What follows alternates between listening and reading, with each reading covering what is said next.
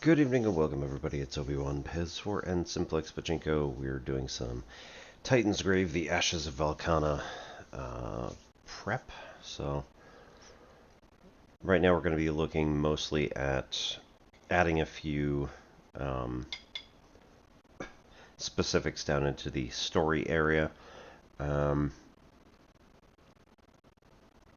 left the entire book downstairs, so that's helpful. Good news is that I do have my notebook here, so should be fine until, or at least, for the first hour or so.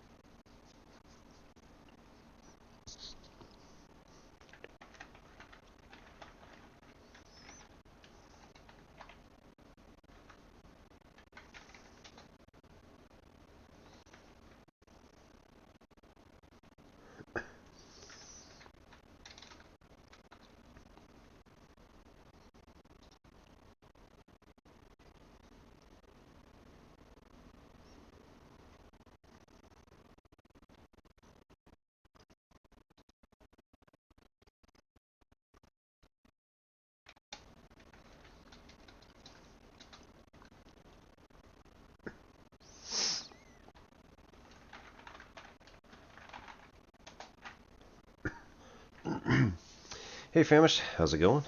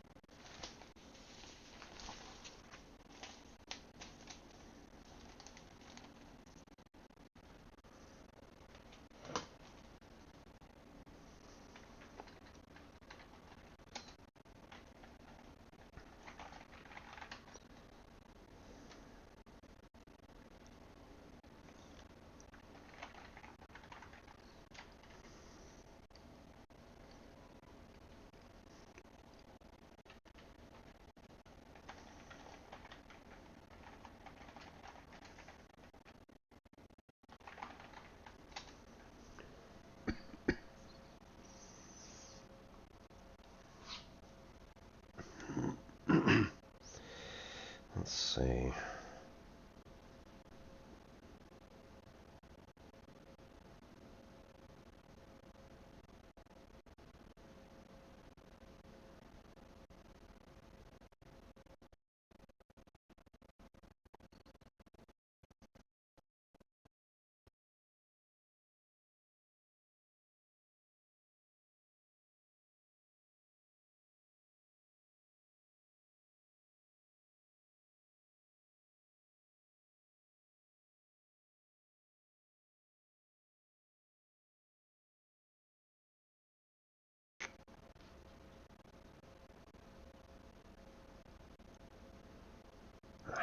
Here we go.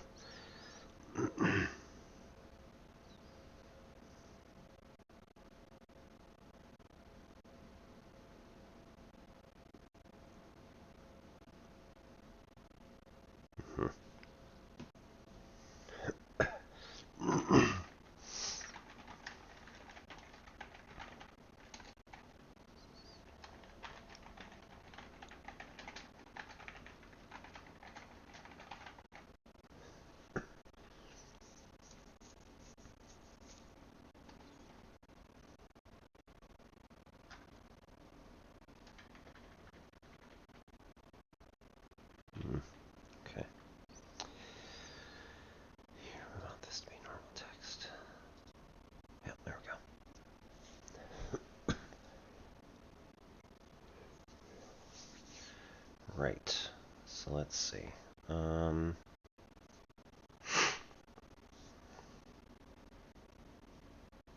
Ah, nuts. That was supposed to be okay.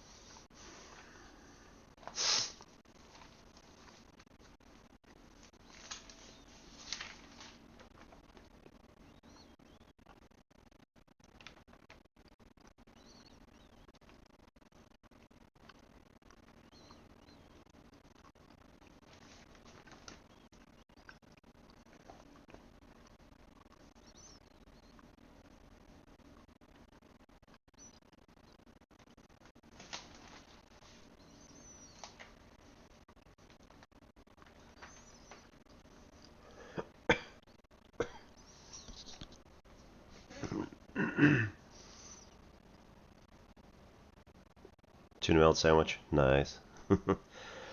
Yep. I obviously am quite late this evening. I mean, it's just been this whole last week or so, just because we've been prepping the old house. We're like actually done now, so I don't know what was up so bad, but yeah, like lack of sleep or something just caught up with me. Just decided to take a nap instead this evening, instead of like starting stream, you know.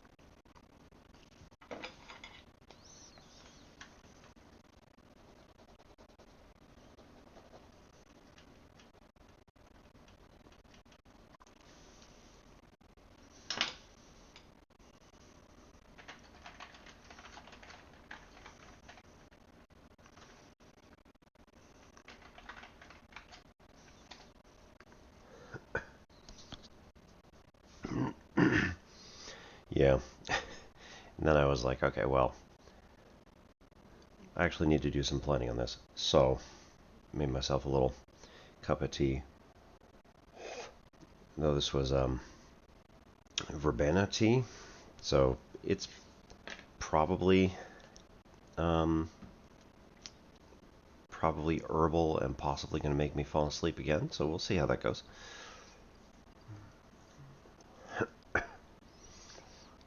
Um, then you, yes. Then prior, different than Maryland. Yeah, it's pitch black outside right now. It is 11:40.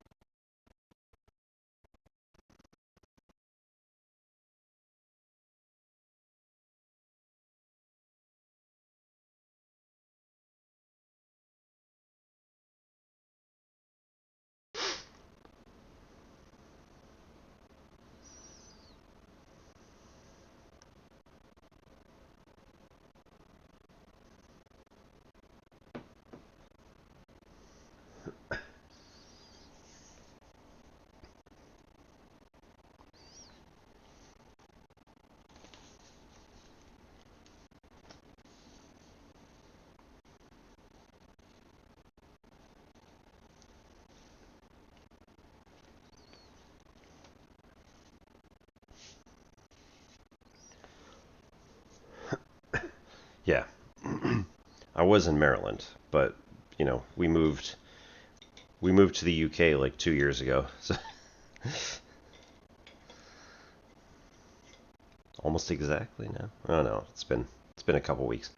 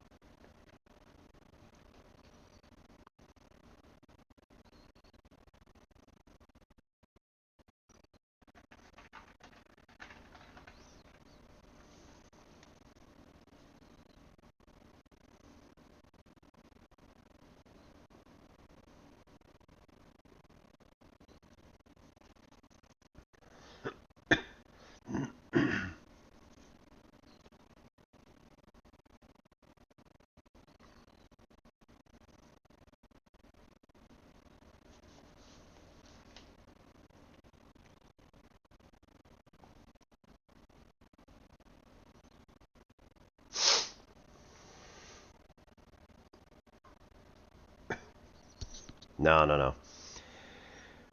We just moved house, so it's like the town we're in kind of has kind of goes like that. It's got two like major hills to it. So we used to live way over here somewhere on top of the other hill, and we've moved over the next hill to the other side there.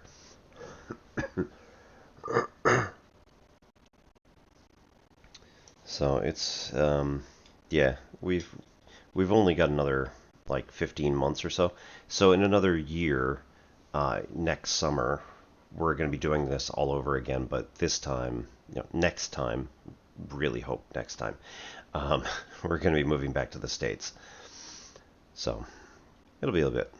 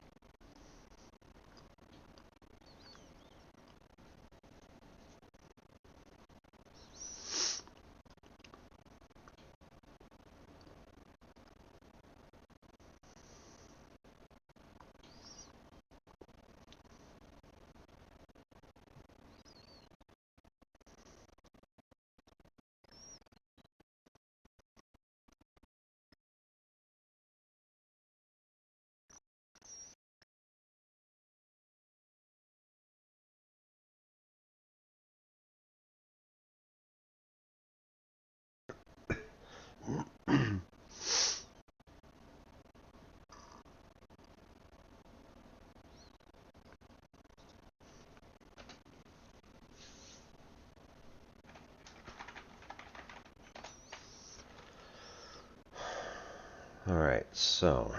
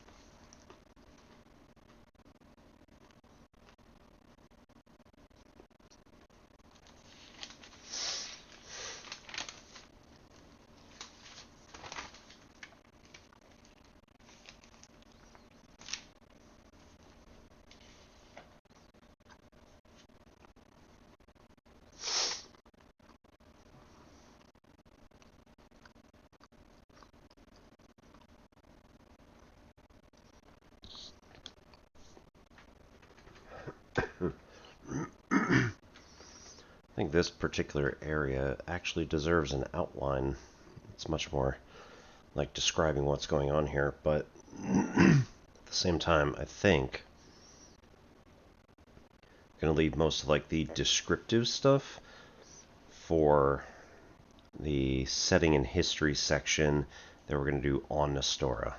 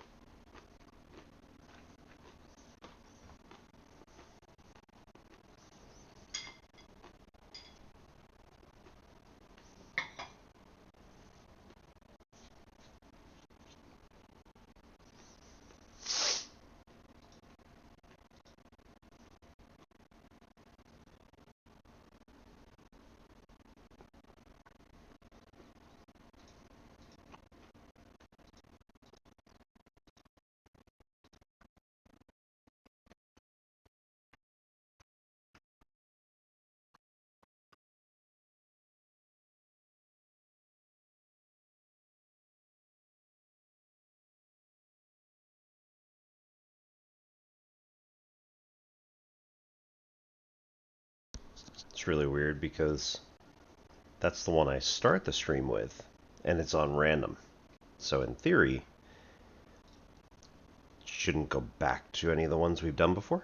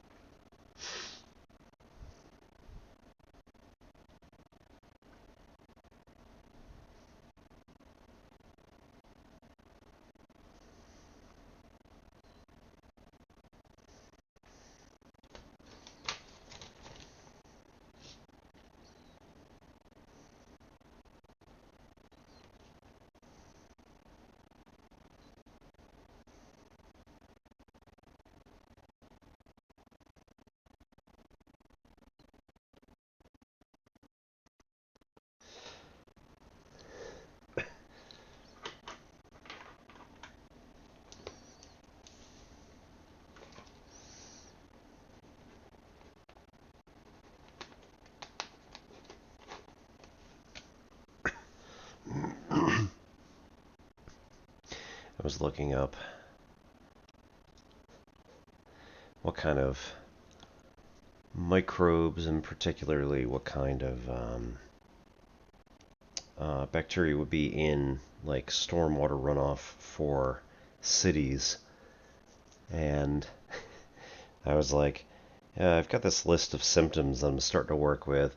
Wonder what would match it, essentially. I was like,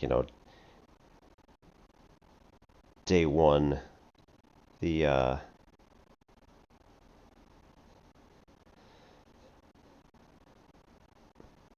basically like your entire list of attributes drops by 1. Day 2 it drops by 2, and you lose 10 movement, which basically is like, for most people, that's almost their entire movement. And then I was like, ooh, that's really nasty. Day 3, -2 to every attribute, minus, like, basically 0 movement. And then I was like, it sounds like dysentery.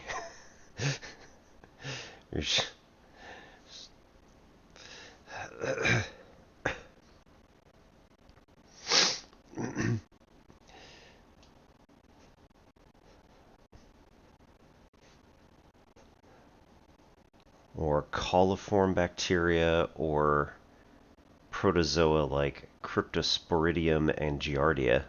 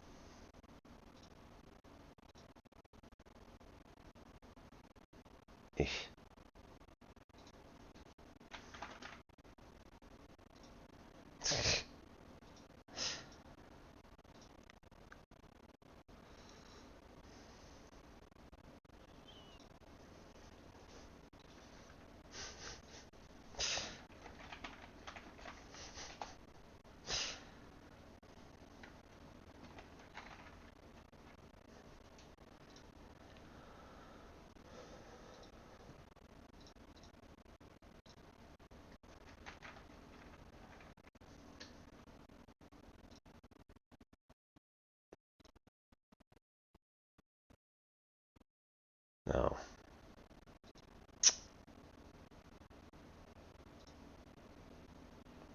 There we go. Use default styles. Nope.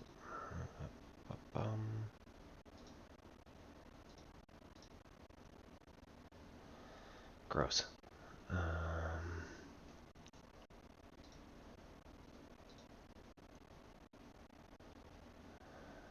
Subtitle.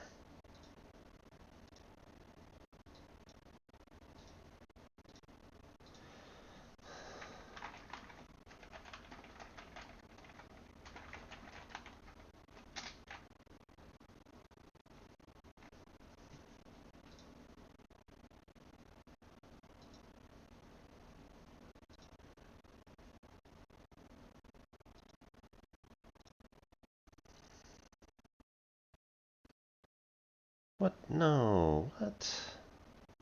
Are you kidding me? Really?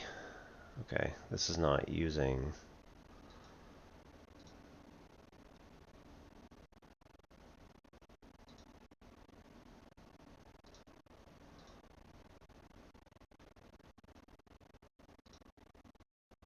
There we go.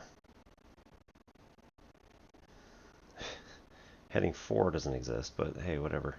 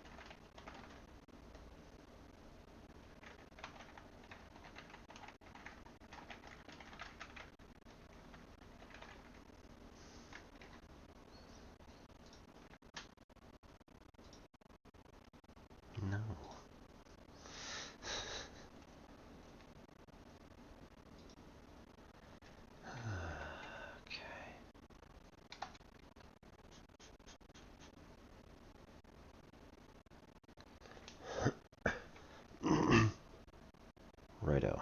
So, first ad break.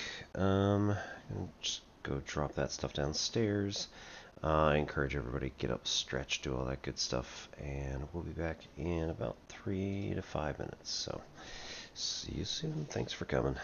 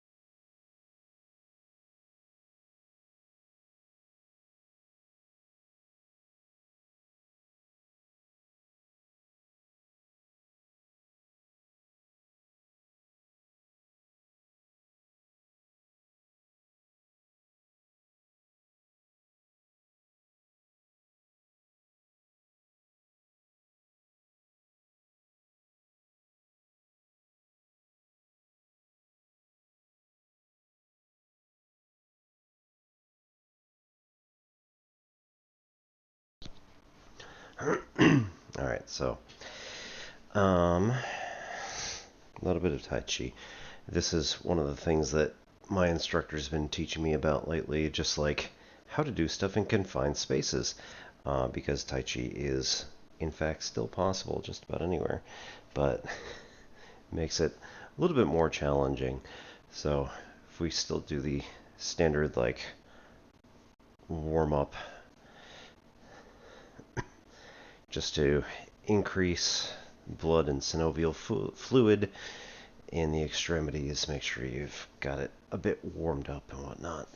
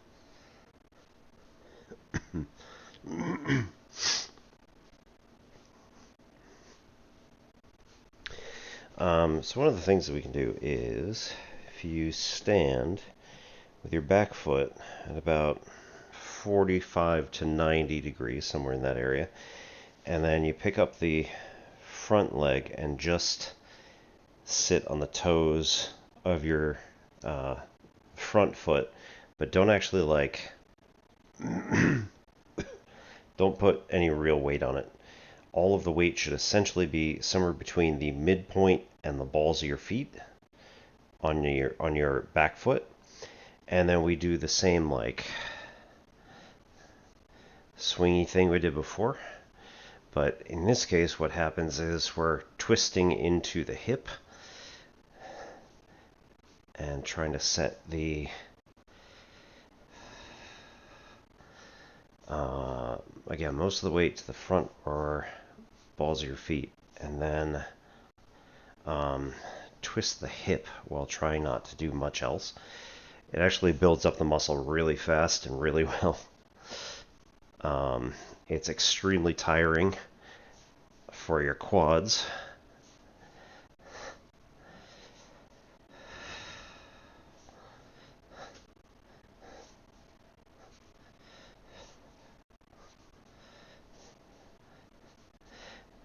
The instructor jokes to us, "Oh yeah, like 20 minutes more, that's all." We usually do this for about 2, so.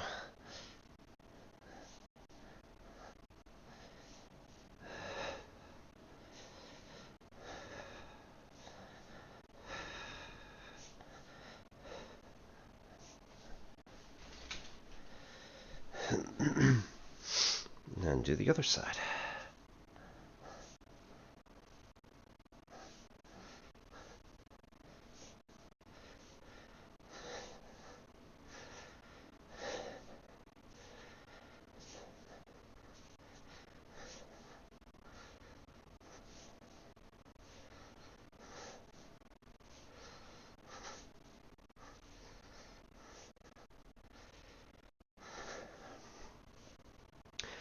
And if you bounce just a little bit on the balls of your feet, trying to make your arms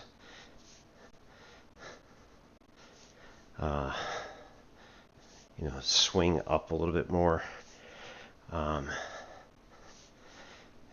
tends to tire you out a little bit quicker. So you're using your quad so much more. And then also the calves.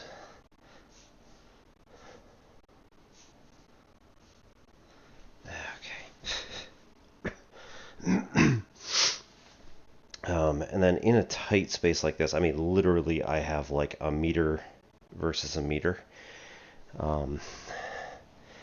In such a tight space like this, it's not possible to do much. However, if we stand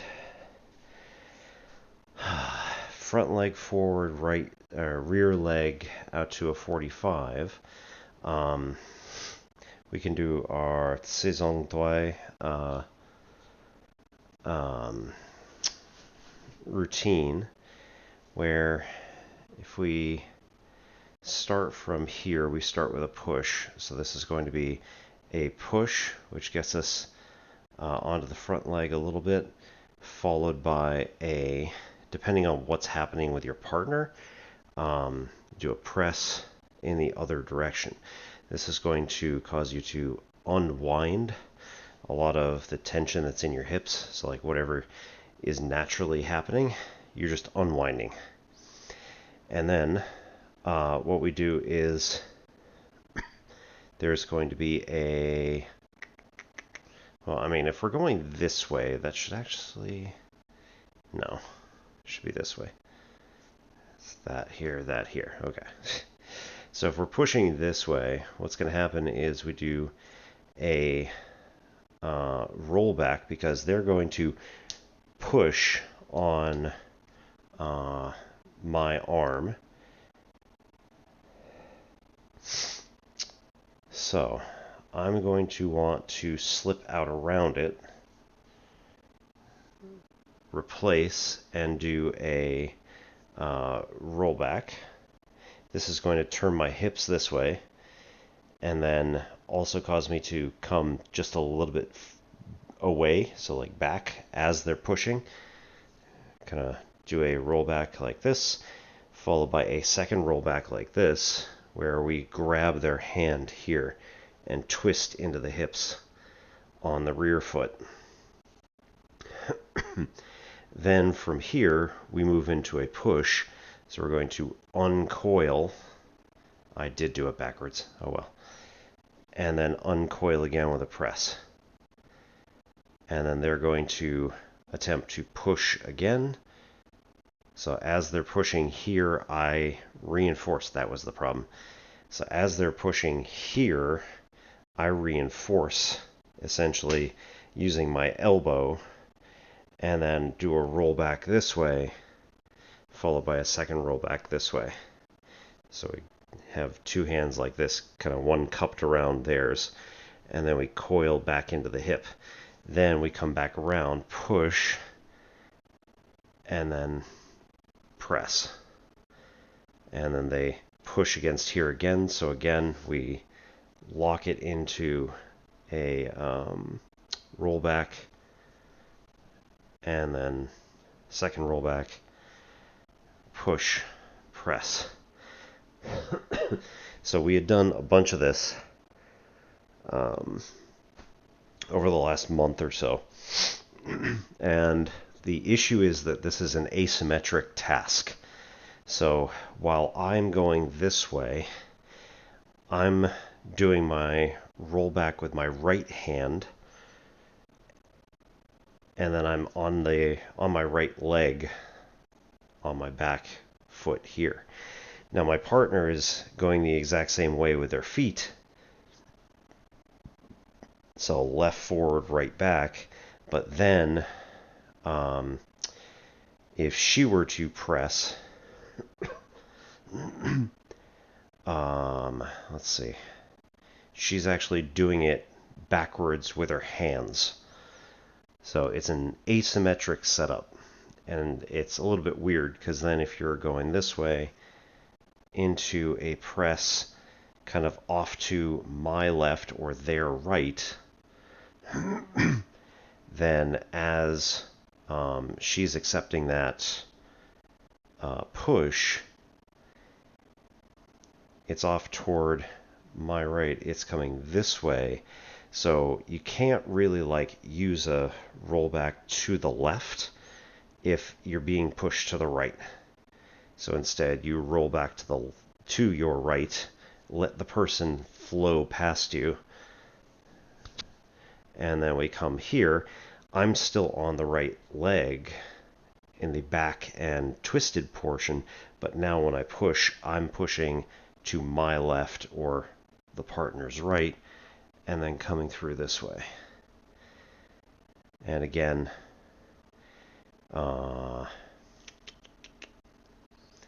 Then they try to push here. So I come this way, and that way, this way, and that way. So Saison Doi is an interesting set of moves that allows us to do all 4 possible combinations of what foot do you have forward, and then which way are you doing your rollback. I just messed that up. Cool. Yeah, like that. So then we come left like this. Push out to the left that way. Roll back left this way. Man, I really want to go to the right. I can't do that though. It's easier when you actually have an actual person with you. And then if you do your right foot forward and then do the exact same thing. So here we're going to go right roll back here, followed by push press, right, versus then left. Yeah.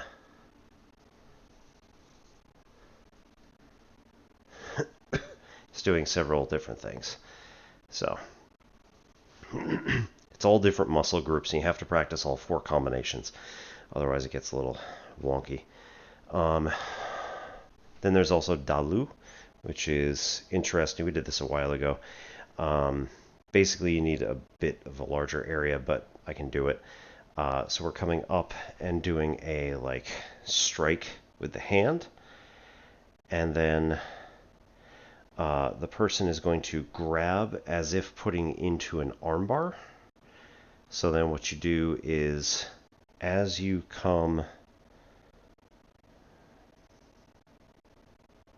yeah, so we stand straight and then step left as you're doing a strike, followed immediately by a reinforcement to the elbow so that you can't be put into an arm bar, so that you can't have your elbow locked. Then use your shoulder to like essentially bash into the person as best you can. Obviously, if you're doing this with a partner, you don't want to do that. But then what we do is they're going to strike us, so we come up and do a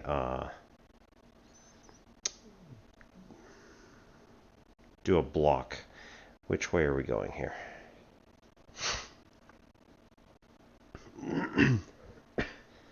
Yeah.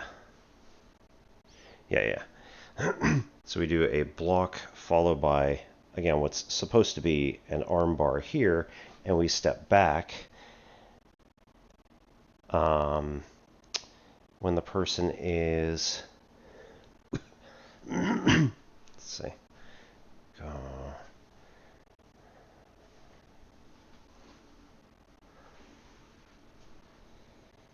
right, yeah, and we step back and pull them across as they're trying to smash into us with their shoulder. Then we come forward, again, try to do this. That's it. Yeah, okay. I missed a step.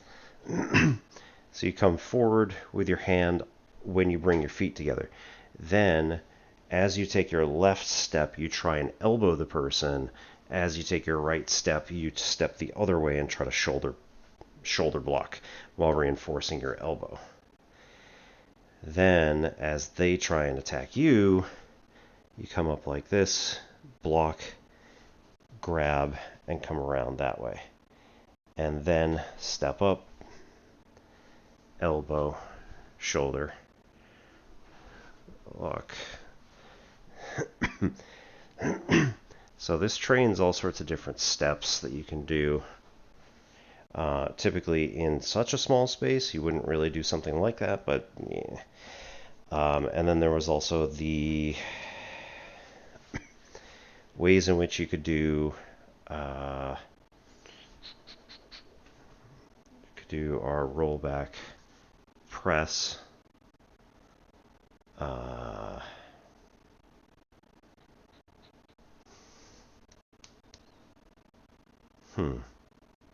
We used to do this, and now I don't remember, because it's a little out of order.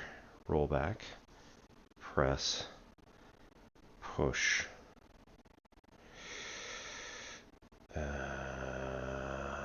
Which way do we go with this?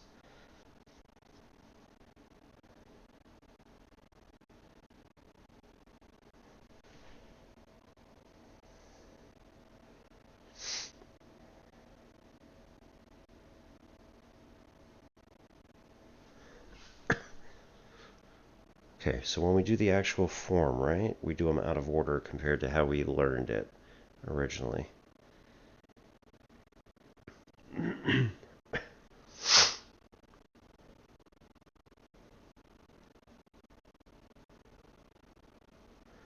So when we do the form, do roll back, oh no, ward off, that was it. So we do like roll back, press, push,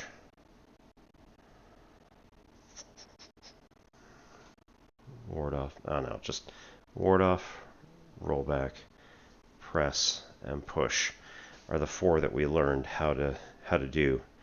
And then you use your weight backward and forward to try and break those up. So here we're typically forward into a, typically move forward into a ward off. As someone tries to press in on us or push or something like that, we do a roll back like this. And then as their weight comes past us, we lean into it and do a press. This is going to kind of push them back a bit, and then we lean back and do a push. And that push comes through using your entire body weight, like through the ground. You're using your body weight and momentum rather than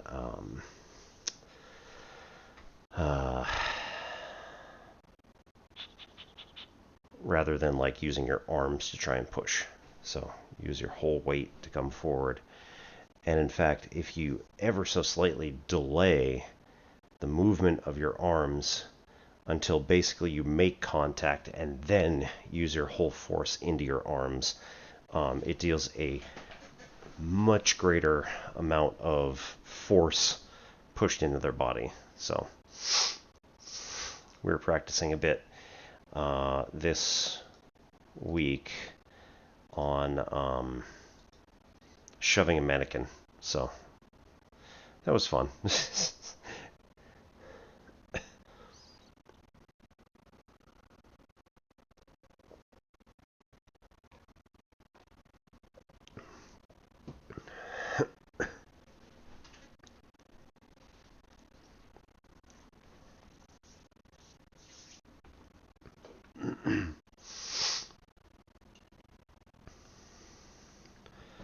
This week we have a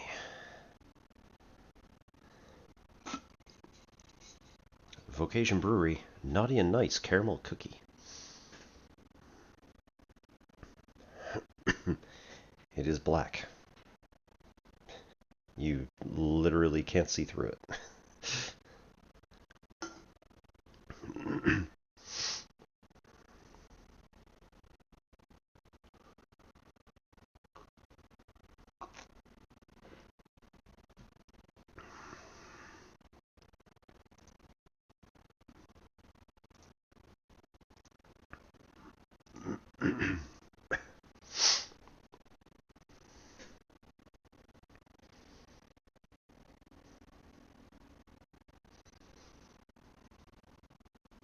I feel like this is going to go very poorly, but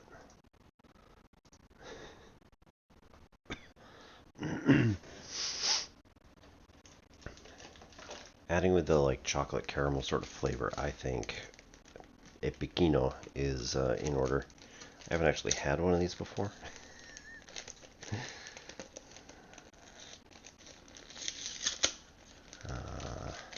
This is one of those things I feel slightly nervous about. I do not want to touch them.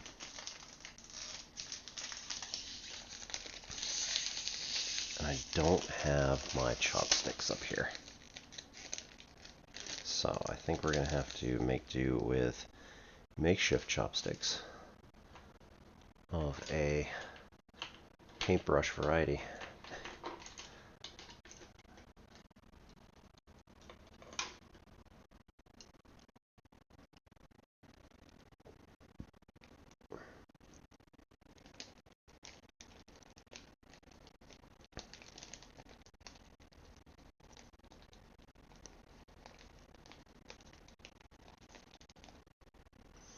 All right, Bikino.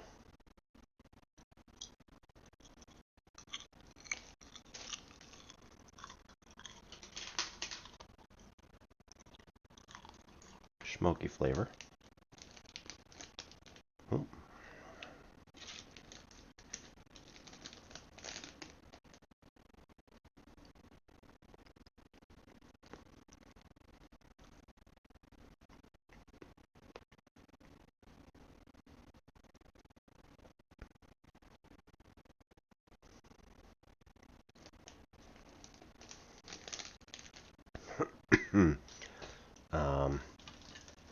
Really powerful once you swallow it.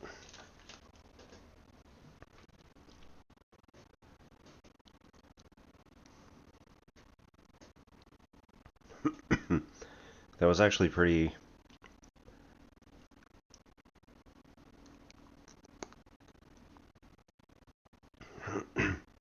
Ooh. Yeah, when you bite the seeds, it blooms a bit. The Pekino actually has a really pleasant flavor to it, before it gets really hot.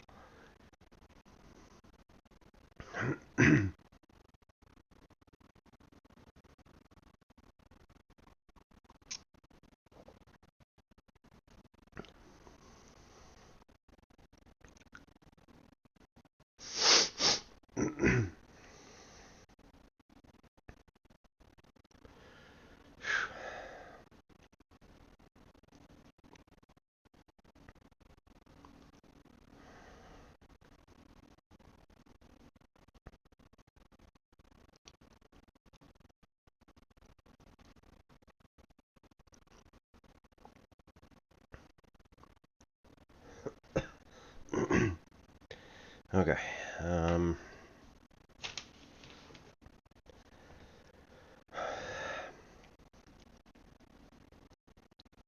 It's going to stick around a while.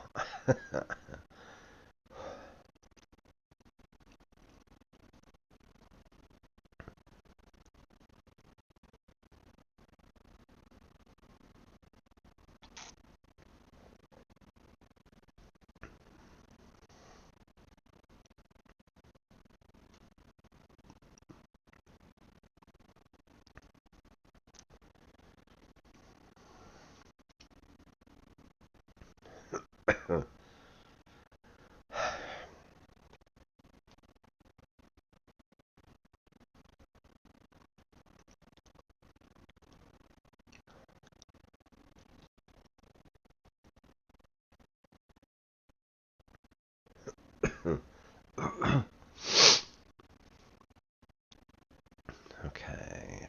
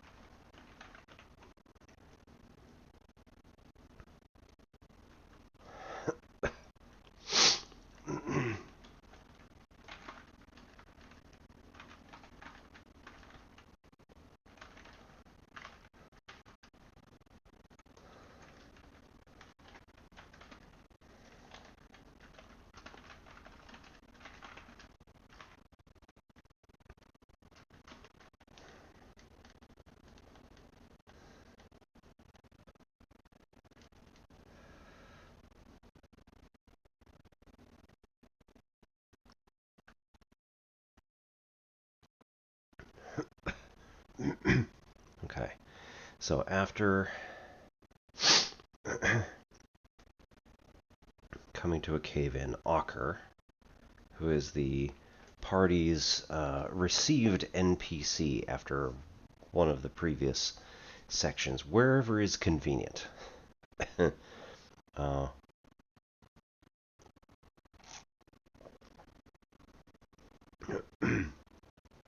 For this party, the one I'm running now,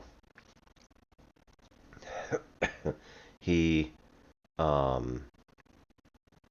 showed up at a terrorist bombing and was like, you know, I'm willing to help. What do you need me to do?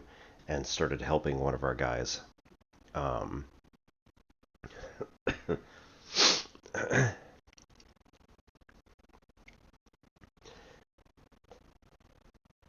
They grabbed a hose and decided to put out a fire that was going on one of the like trucks.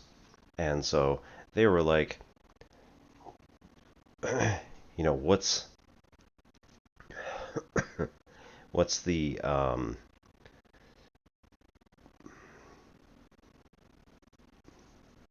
what's the stuff? Is it just like, you know, is it water? Because almost everything here is electricity of some kind, so not a super great idea. I was like, no, I mean, I think I feel like it's probably the like fire retardant foam. And the guy's like, so you're saying that our guy's having a hard time because he failed his role. Our guy's having a hard time handling a throbbing pipe that is spewing out white liquid, and I'm like, oh god. So he needs his buddy to come on over and help him. Like, god damn it.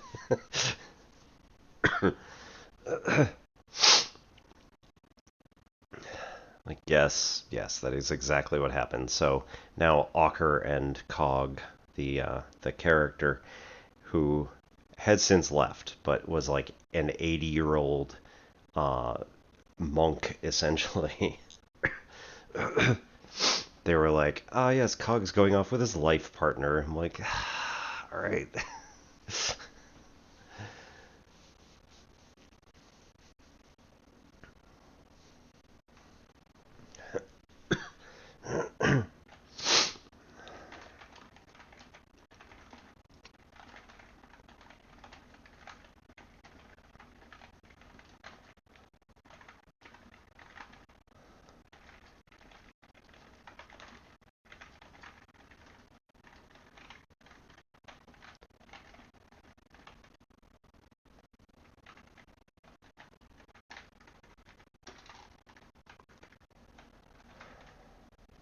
I even knew that it was ANT. Like, I don't even know why I typed ENT. That's terrible.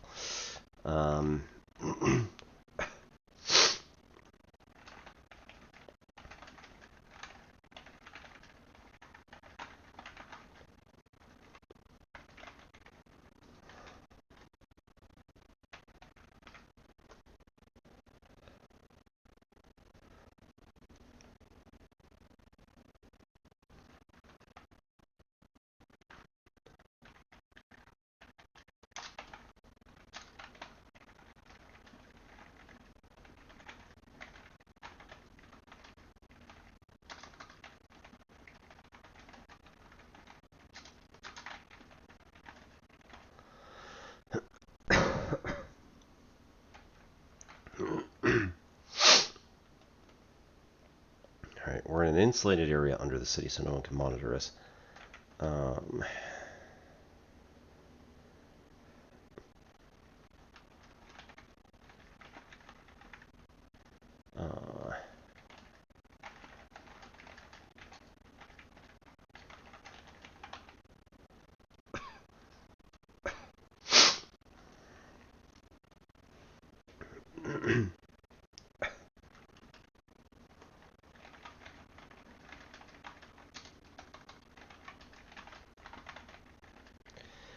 My employer is helping the Autonomous Front against the guilds.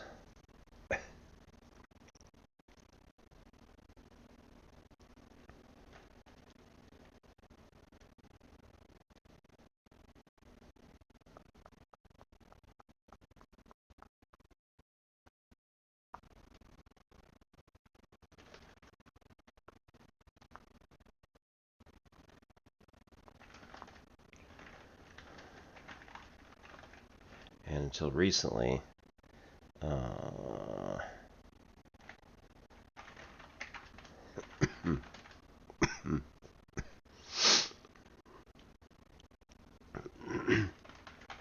were holding sway over the public.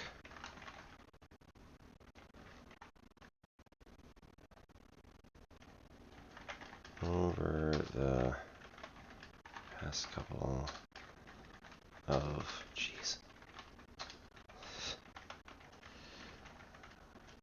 over the past couple of months, though,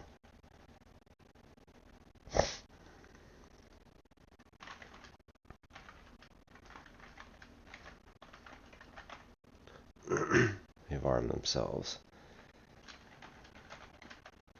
getting weapons, bombs,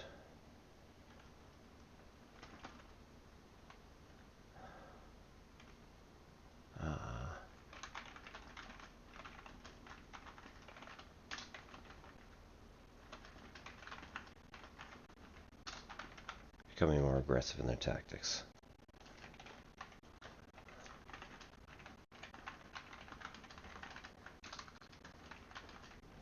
They're undermining their own position.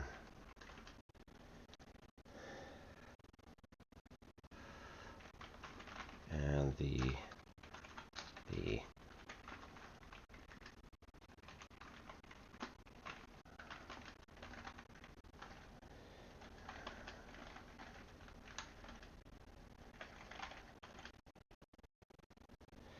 since been pushed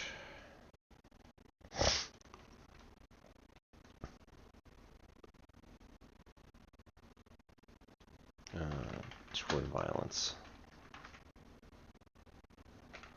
toward escalating violence.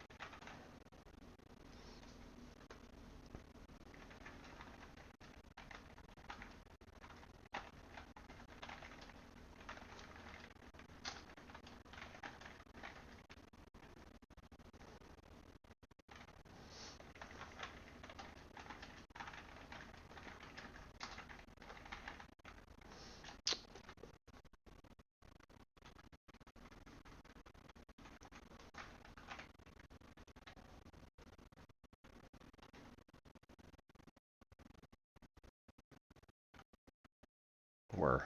Yeah.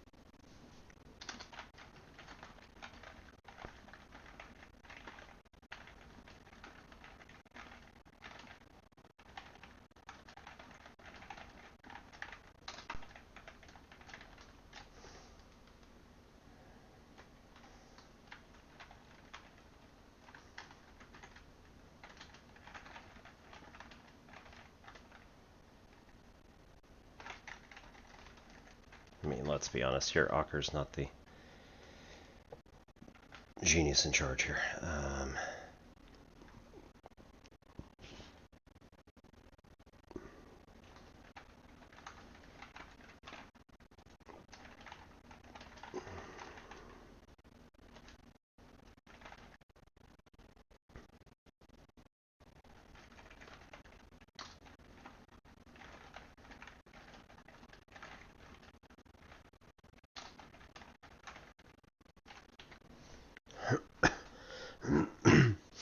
We don't know who, but there's at least one additional player we don't know about.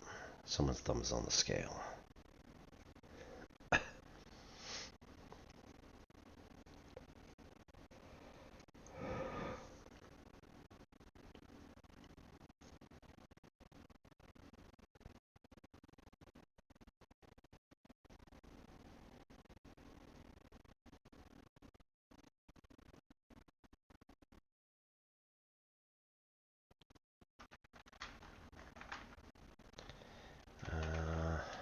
You know what?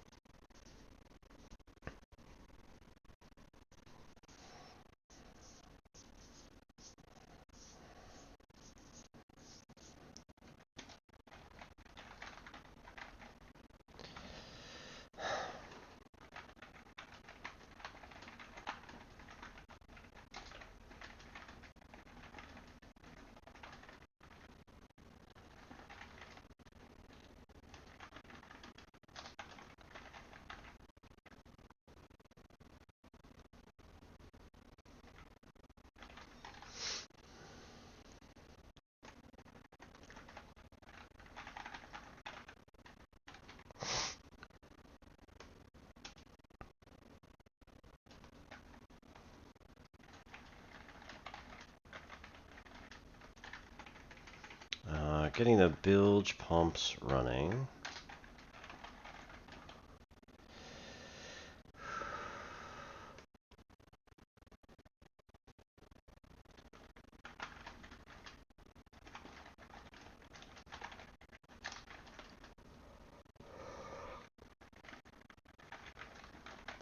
Lead to sewer jackals escaping their nearby nests.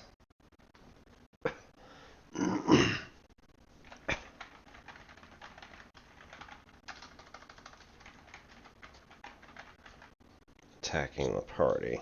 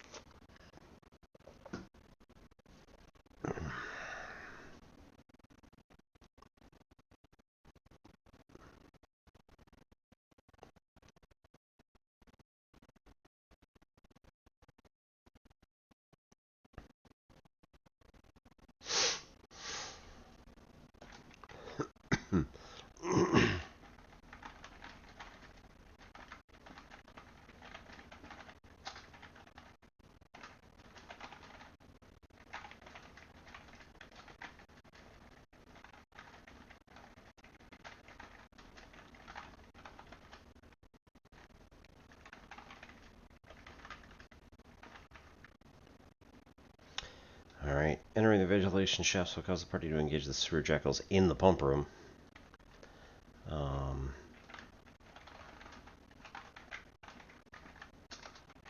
Having driven them from their nests in the shafts.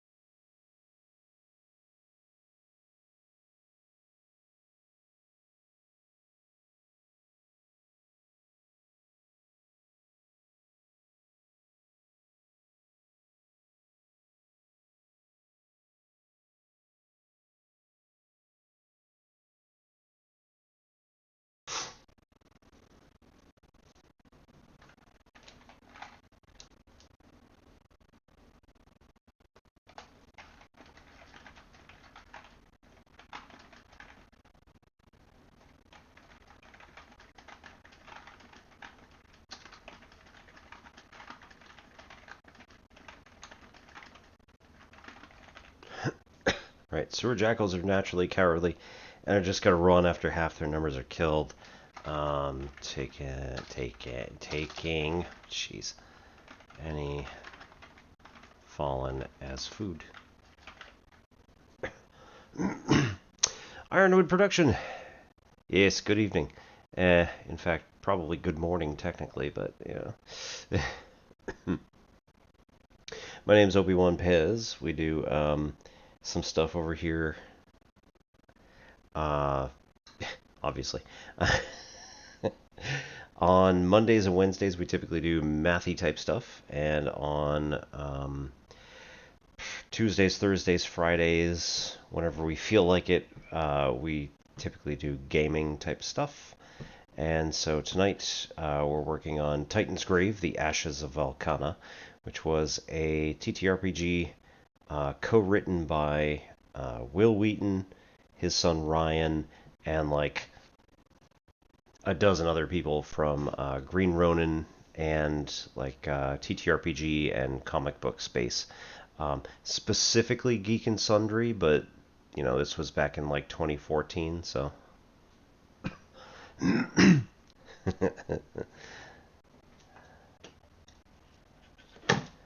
Yes, 'tis me.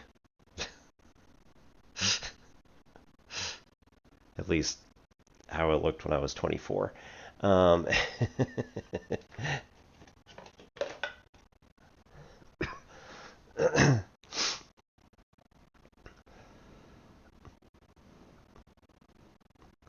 Yeah, so like this is we're already in the campaign. Like I've got a got about that much, which is before what I'm writing right now, and about another 5 or 6 pages after what I've written as of now, which fits in some of this other stuff down here. Oh, no. Fits up until here. Thank you for the follow.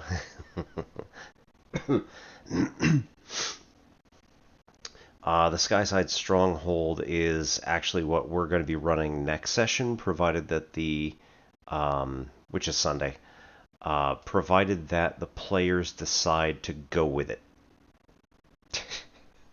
Because otherwise, they're going to hang around Nestora here, This is an Andy Law map that came with the TitansGrave book.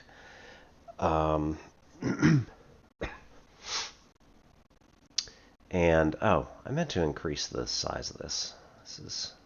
There we go. That's way better. So yeah, my players have explored about 2% of this, naturally, right? And there's there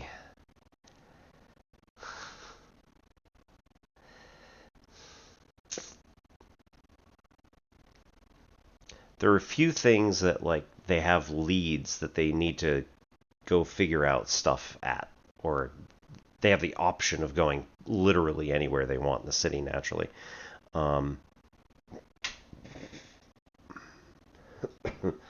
Yeah.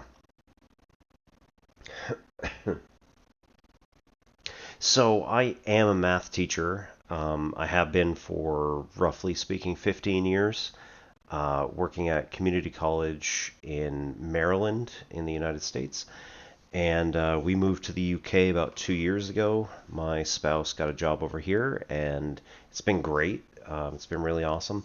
I have been tending house for the most part, but I've also picked up a couple of jobs as a treasurer of organizations. So I guess technically here they're called charities. So a couple of charity organizations. And we're going to be going back in another year and a bit during the summer of 27. Hopefully back to Maryland, hopefully back in the same space, and then I've got to get a real job. Oh yeah, no worries, thank you. So yeah, the overall. So, TitansGrave, The Ashes of Volcana was a TTRPG, as I said, co-written by Will Wheaton and his son Ryan, and a whole team of other people. They were kind of the creative minds that were able to start building the setting, and then, whole team gathered around to make cool stuff. This book was the precursor to the Fantasy Age Systems Techno Fantasy rule set. So, like, this book, this campaign, was the thing that started Fantasy Age Techno Fantasy. Fantasy Age by itself, I did not see that before. That doesn't look like the other stuff, but it's just kind of weird that it's sort of ghosted in there. Anyway. Yeah, so they did, you know what? Hang on. Let's...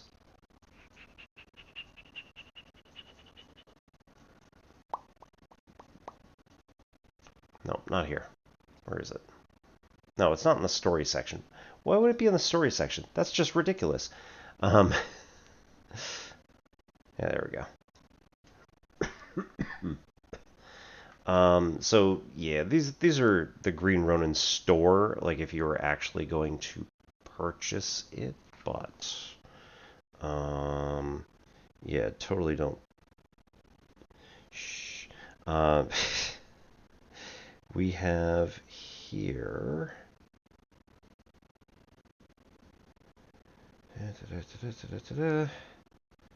D&D.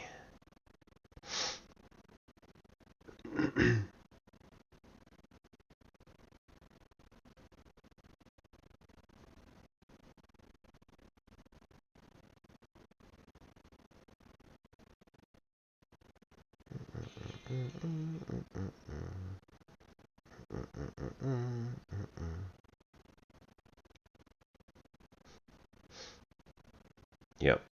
So, what the hell? Ugh.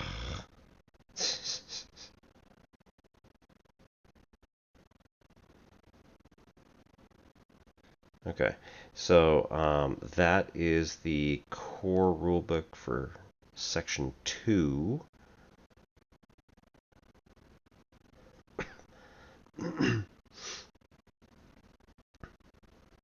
And this one's the Techno Fantasy.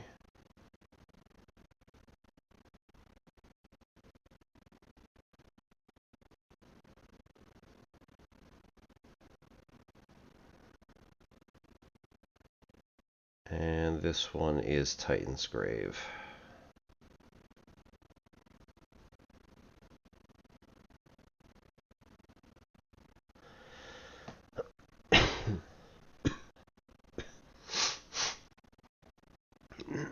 And then,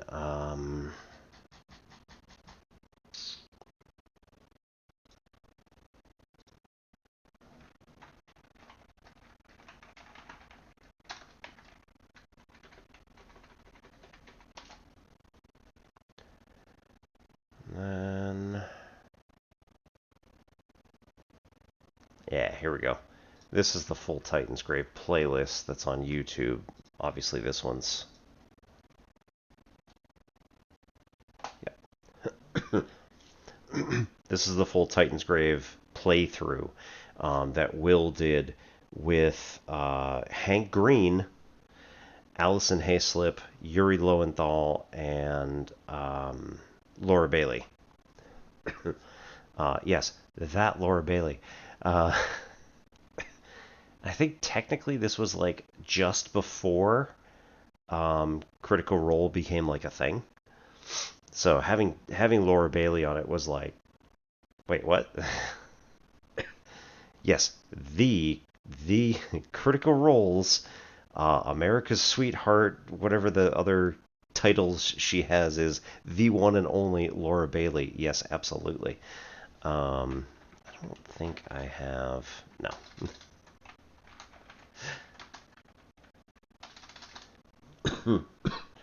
I am not subbed to Critical Role anymore because I figured they had enough of their own.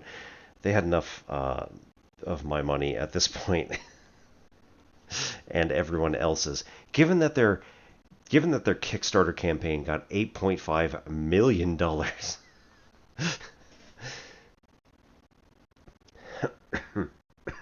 I was like, yep, all right.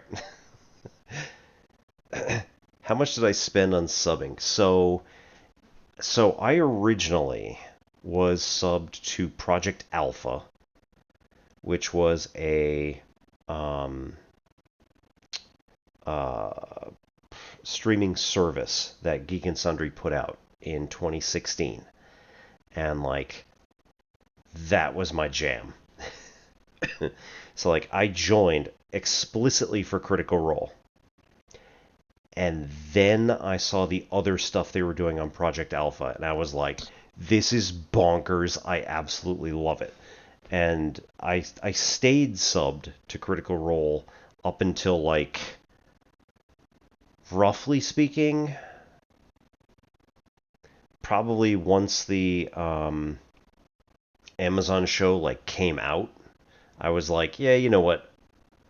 I think they're good. They'll do fine without me. And then I started resubbing instead to all of my science people, because naturally.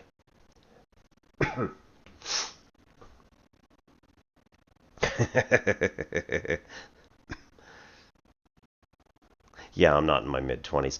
No. Double that. Not quite, but yeah, I am in my I guess technically early 40s, but it's pushing mid at this point.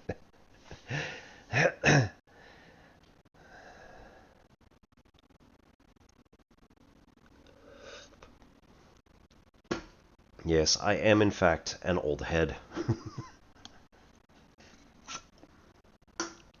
Yeah, no, I've been teaching for 15 years. So, I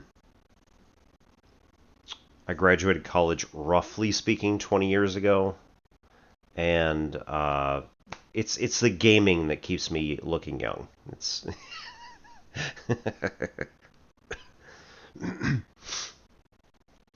So yeah, I grew up in the 80s and 90s, and 90s where like there was no internet. At least not where I was. In like 95, 96 is when we first started getting introduced to it. And then crazy awesome stuff. So looking at the landscape, it's gotten quite crazy. TTRPG content creator, nice. Yeah. Tell you what, I'm gonna go get my stuff. It's downstairs. I have a couple of things you might be interested in. I also need to get the book for TitansGrave to make sure that I get the things that I need to get put in here, and hopefully I can pop a couple of other things. Oops. Yeah, so we have the setting in history here, most of which is the property of, Will Wheaton, Legendary Entertainment, Geek and Sundry, whatever. Anyway, I'll be right back. So, 3 minutes, be right back.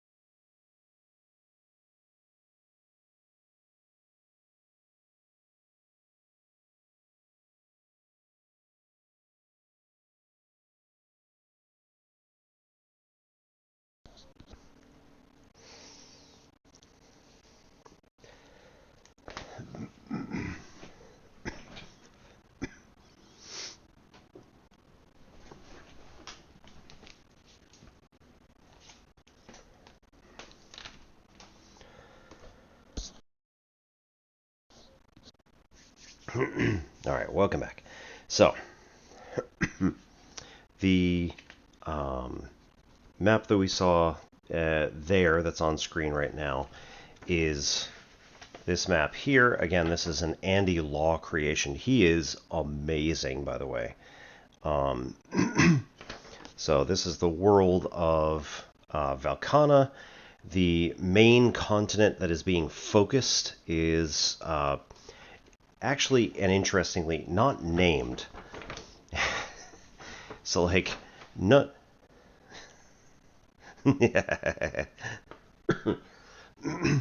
Well, thank you very much. I'm sure Don will be very happy when he gets back.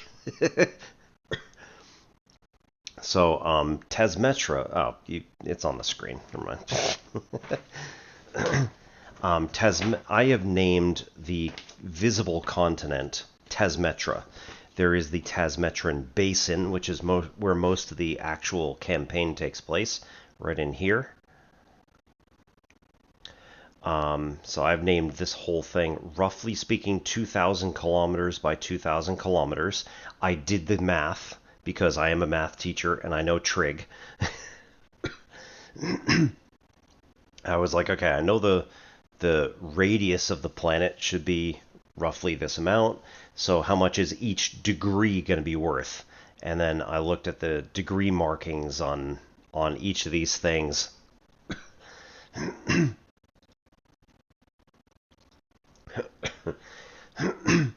So yeah, it's been it's been a little interesting. I've mixed my streams with TTRPG and math stuff, so it works out pretty nicely.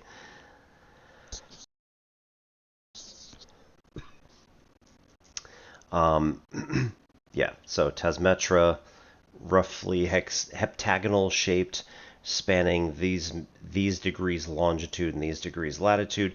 If we assume that it's spherical, then it's going to be, again, roughly 2,000 kilometers by 2,000 kilometers. I have also named the supercontinent, which is going to be this one over here, which is going to be much larger. So overall, the campaign takes place on Tesmetra. However, the other continent is called Uroya, or Uroja, or there's a number of different pronunciations, obviously, but Uroja, you could basically pronounce it however you want.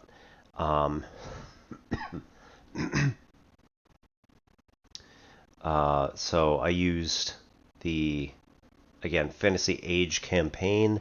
I have been working mostly out of the first edition rulebook.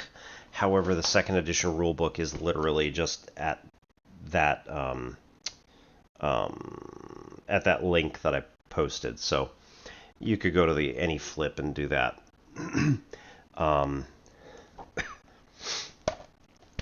But for the most part, right, that's what we use here.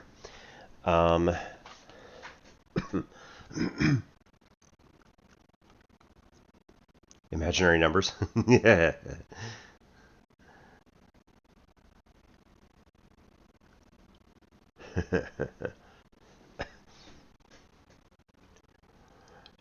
They are quite nice.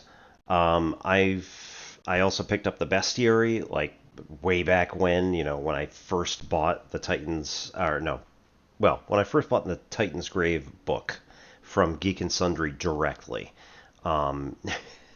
They were linking through the Green Ronin page, and Green Ronin is the people who made Fantasy Age.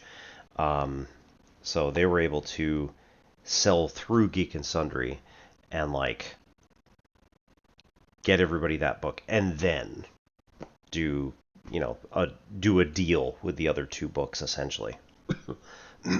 So the bestiary is really cool. What I had originally thought was this campaign particularly needs a BBEG, because the TitansGrave story as it is ends with there was this Saurian, and they added a Saurian species to their list of potential characters that you can get. TitansGrave, or no, Fantasy Age 2.0 then added the Saurian species, and then also Drak, which are dragons.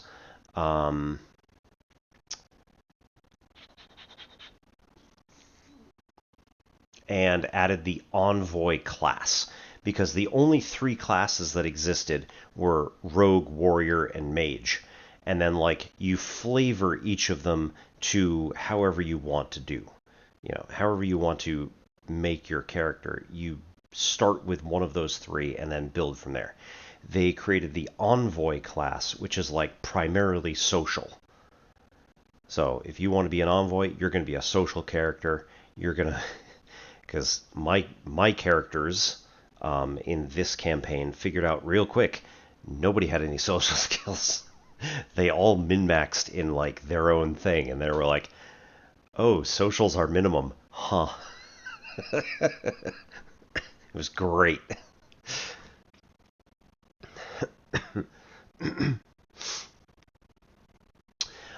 So the IP is tricky. Um, yeah. Legendary Entertainment, which originally, well, okay, so it was Geek and Sundry for a long time, and Felicia Day was, if you know Felicia Day, right, Redhead was on Supernatural, I think, and Buffy for a very short amount of time. No, she wasn't. No, that was Allison. Oh my God. Maybe she was. Oh my. Of course, I'm not gonna friggin'. All right. Uh, IMDb. She was on Supernatural. I know that much.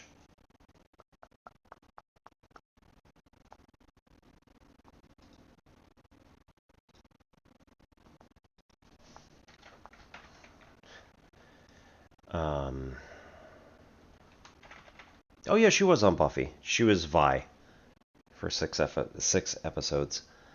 Yeah, and she was on Supernatural. Right. Cool. So anyway, Felicia Day was really big in this TTRPG space. She wanted to.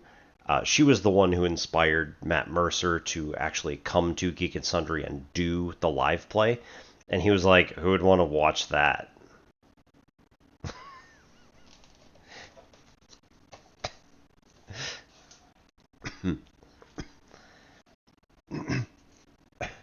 Famish, that might be their doing business as name.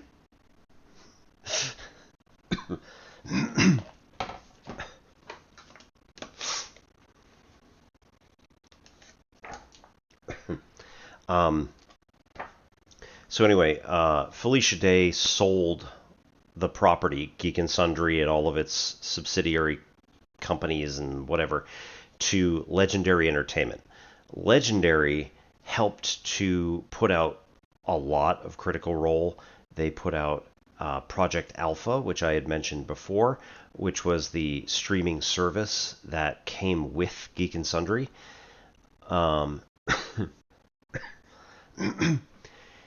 And my favorite TTRPG that I have had on this entire group, Vast.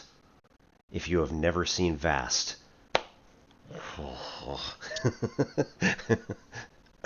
it is amazing. I technically can't really share it. I'm definitely not going to share it here. Anyway.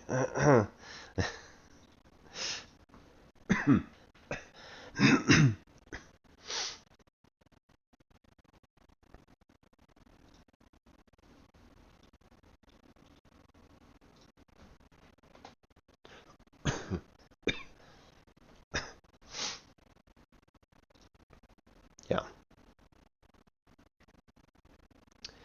So that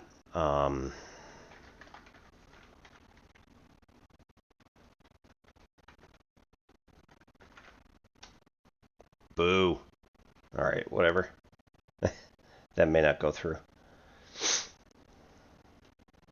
VAST, yep. So it was a. I have a YouTube link, but I don't know if I can actually send it.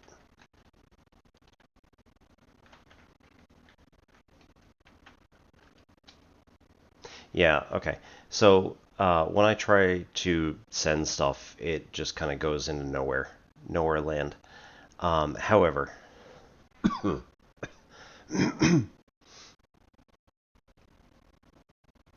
not there, not there.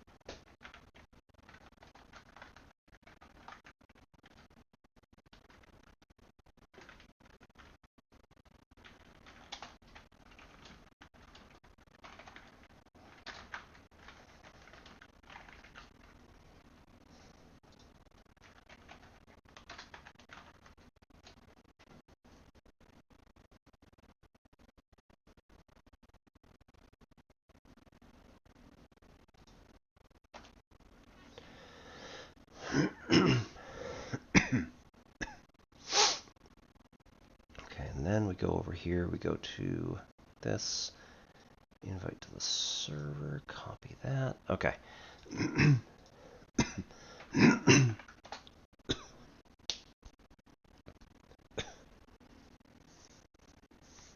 Okay, so Ironwood, one last thing.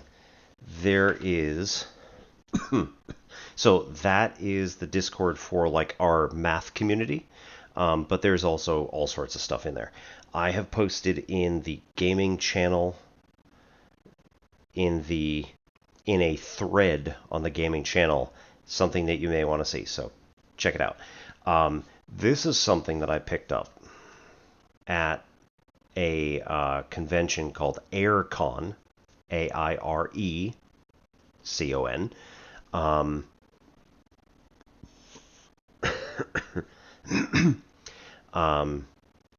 It is an alternate / supplemental TTRPG, which I have used in this game multiple times. It's called Sanction, and it is absolutely amazing. So the original setting is for like kind of fantasy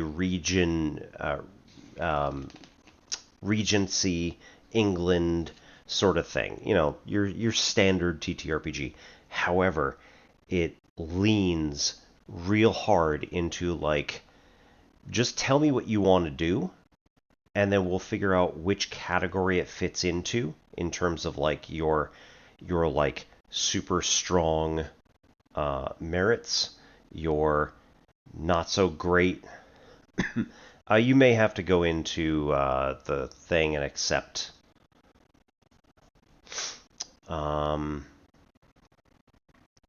It's under extracurricular, and there's a group called gaming, and then I made a thread under there. So, like I said, this is something that is unbelievable and amazing. However, it is like the IP itself technically still belongs to Legendary Entertainment, even though it should most definitely revert to Jackson Lansing like now. Jackson Lansing is the creator of Vast, the whole system, the whole world. They did some stuff with White Wolf Entertainment to adapt it properly into the White Wolf Storyteller series, something like that. He mentions it all in episode 1. But yes, it is unbelievably amazing. And I'm trying to make a second document, which is going to basically be how do you play Vast, so that when I go back to the States next year, I will have one ready to go for my friends, because I want to run it. It's unbelievable. So Sanction, I have pulled multiple pieces out of this. First, it's look at the categories of your particular skill sets. Are they physical? Are they mental? Or are they willpower associated?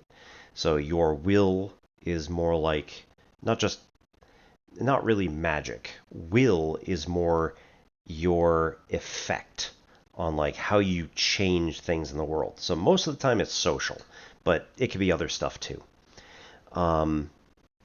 You put a D8, a D6, and a D4 into each of those groups. So your physical, your mental, and your will. And then, based on the gaming channel still there. I mean, yeah, of course it is. But if you hit the thread button at the top. Then, if you have additional skills which are going to help you in this particular situation, so like I have lock picking, and I'm trying to pick a lock, and my skills are physical, like have a D8 in physical, then in that particular case, I'm going to get a what's called step up bonus. So I move to a D10.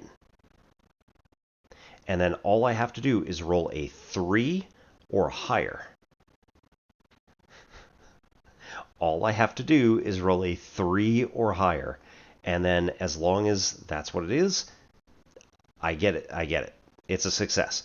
Maybe something happens along the way. Maybe there's complications. Maybe there's other stuff like that. But all right, good luck. I will continue explaining a little bit of Sanction because it is amazing. I ended up getting this at, like I said, AirCon. It is a signed copy because this guy's amazing. Paul Baldowski.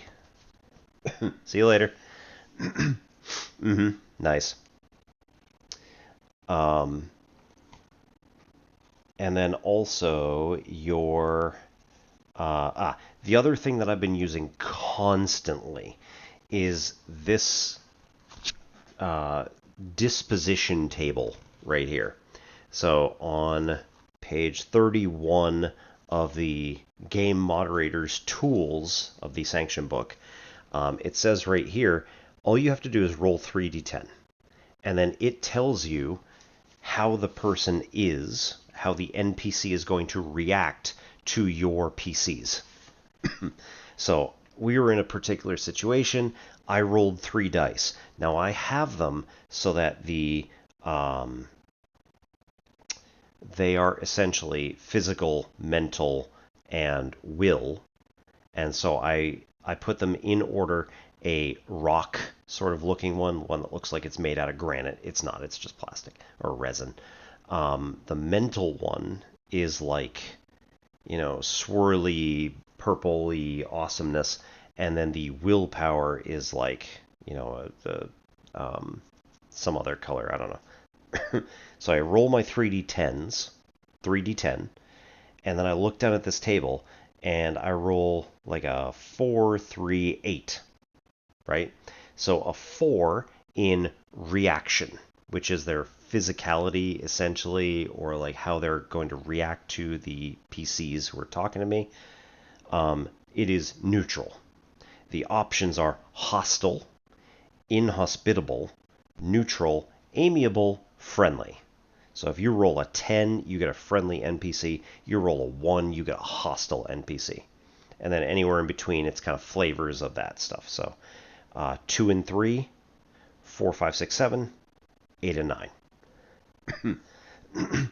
Attitude. So I roll a 3 on attitude. It says mislead. Options are overwhelm, mislead, questioning, inform, trade. And manner is more like the willpower sort of thing. So are they hustling? Are they trying to get something from the party? Are they challenging? So every time that the PCs say that they want something, this person's like, why do you want that? Like, let me ask you questions about that. That seems really weird. Why would you do that? Who are you? Why are you here? That sort of thing. 4 to 7 is proportionate. So they're going to be like, whatever the party gives them, they kind of give in return. 8 to 9, calculating. So they're going to be like, their brain is working overtime to just be like, what's going on here? I'm going to start asking questions which are going to unravel your plans if they are like threatening. And then 10, scrutinizing. So they will actively attack the player's plans and question them at every single turn to be like, why do you think you actually belong here? I don't think you do. They will openly be, not necessarily, even if they're friendly, they could be scrutinizing and be like, so like,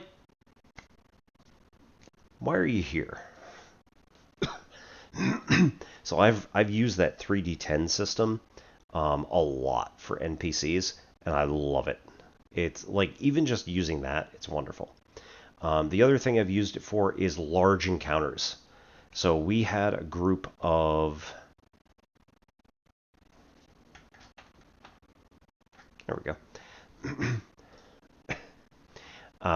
We had a group of 30 NPCs who were going to attack my party. And I'm like, I am not rolling them individually. That's stupid. So instead, what I did was I said, we're using sanction for this. The NPCs get 1 round where all 30 of them, 30, are going to all open fire. And then each of the individual people in the party, all 6 of them, are going to have a die roll based on how much cover they have, if anybody is actively protecting them, if how much cover around them there is. So there were like pillars that were in the way, things like that. And this was very vibey, I will say. And let's be honest, it kind of needs to be in that kind of short time frame. So I was like, okay, we've got 6 like pillars sort of arranged in this like parenthetical sort of shape around this room. And then these guys are lining the whole circle all the way around this whole place, about like 10 to 20 feet up above the party. So they're in an elevated position.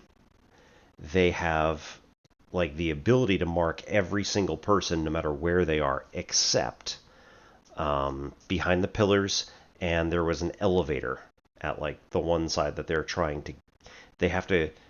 the NPC activates the elevator, and they have to survive 4 rounds. We'll talk more about this particular encounter probably next week, but so I made this particular encounter a little weird. And I was like, okay, so you're going to... Anybody who's like in the area of the party is going to operate on standard HP 3d6 rules, as it will for the rest of Fantasy Age. However, the rest of the guys up top, because again, there's like 30 of them, are all going to act as one, and then they all get 1 die roll against each of the individual people going around. And so what happens is, I said, okay, this person is wide open. Apart from the individual pillars that are like around the room, like they're standing out in the open. They're not actively trying to hide. They're just standing out there attacking somebody or being attacked or whatever. So it's a D10. So we roll against that. A 3 or higher is a success. So they will accumulate 1 wound, which is not the same as damaging HP. And they were like, oh no. As soon as I said it, they were like, oh, oh. Like, what are you doing? What do you do? That's different. So we went to, and then 8 or higher, they're going to score 2 wounds. And I didn't do like 10 as a super wound or anything like that, or 3. That'd be insane. But it was just, it really could though. Like if I'm rolling a d10 and I get a 0, that could be 3 wounds.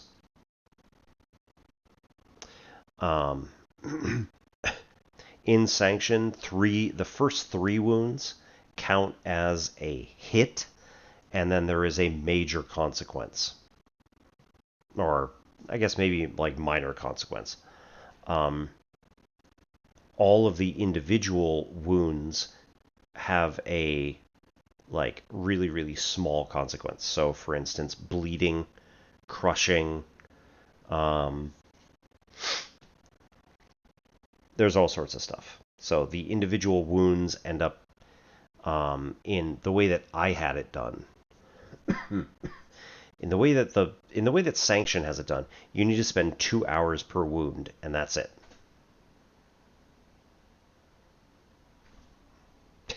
I was like, I mean, that's kind of ridiculous. They're going to spend 8 hours here anyway. They're going to just sleep overnight and everything's going to be healed? I don't think so. So instead, I was like, okay, one of the major resources that is going to be in this game, and they don't know it, is time. Every week or so, the entire like map here, the things that are affecting this world, this continent, are changing on a weekly basis. They don't know that. So if they could have immediately just said, okay, I'm not going to rest, I'm going to spend the rest of the night doing some research, right? If that was, and then we're going to get up in the morning and go. If they had taken no wounds and that was it, they would have looked at it and been like, all right, well, it's not too bad. But now, and again, they don't know it yet, but now the whole thing is shifted 90 degrees. I don't mean the map. I don't mean like whatever. I mean the things that are affecting the individual locations on this map have all rotated.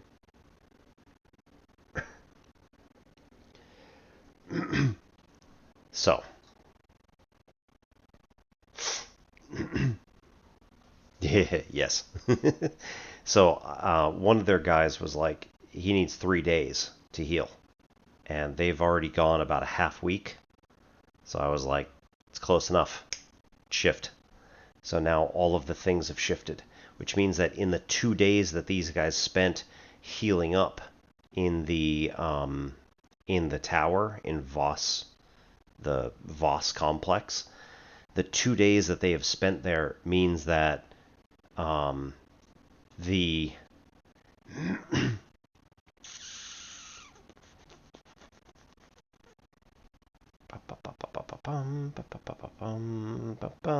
this guy right here. This guy right here. This is Lord Soth, technically, but, like, whatever. He's going to be my war. I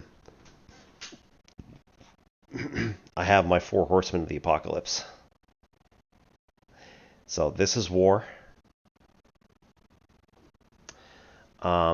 Contrary to everything obvious about this guy, I'm making this guy Pestilence. Mostly because he has the open mouth and he is breathing out, in my mind here. Yes, it's probably a Death Knight with a scream, but rather I think this one is going to be spewing like stuff that's just going to cause disease. Famine.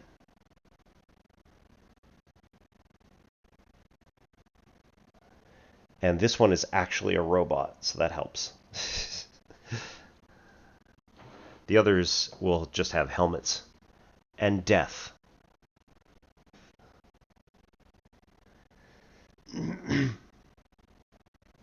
This one, I think, is going to have a beam that shoots out of the crystal that will do massive amounts of damage and or just deal wounds to people. The giant claws are going to probably cause wounds. And I think that he's also going to be either he's going to have an ability, or he himself will have a death snail ability. Which is that no matter where you are on the continent, he's coming for you. He may only be able to move 10 yards every 15 seconds. But he is always moving 10 yards every 15 seconds.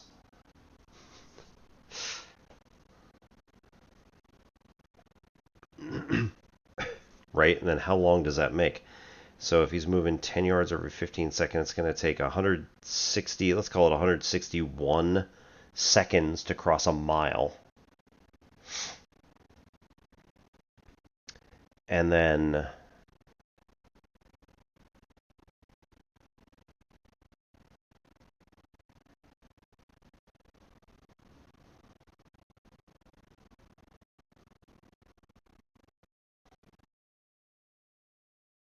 if we divide by 3,600, that is not right. What did I do?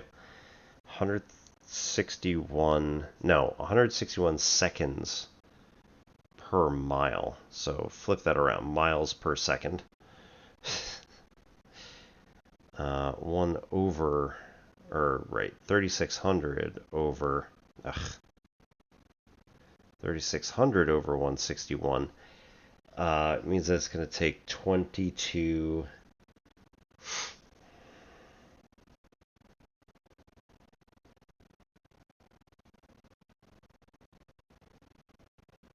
That is not correct. Hang on.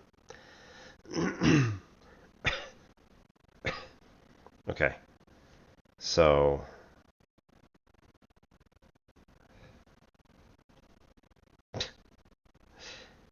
one over 161 .006 miles. No, that's not miles. That's oi. What did I do that for?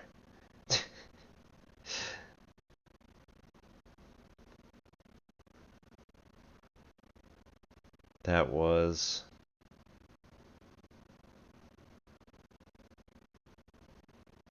okay, that's miles per second. If we want miles per hour, that's times 3,600. 22, that seems wrong.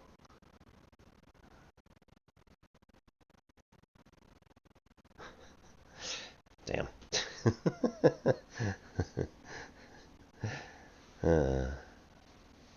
Maybe that's top speed.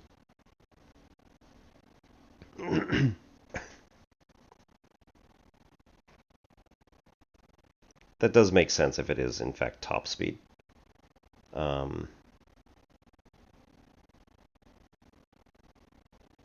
So most players can do about 10 yards per 15 seconds. Yards per second times 3,600 over 1609.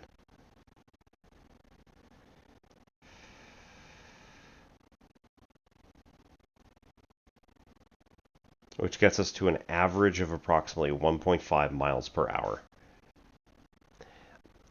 I guess that makes sense, right? Because the people are not running.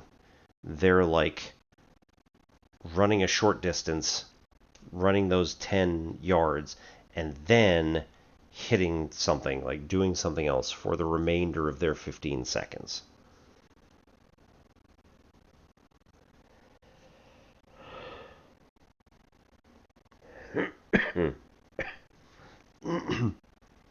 That's yards per mile, so that's per mile. Nope.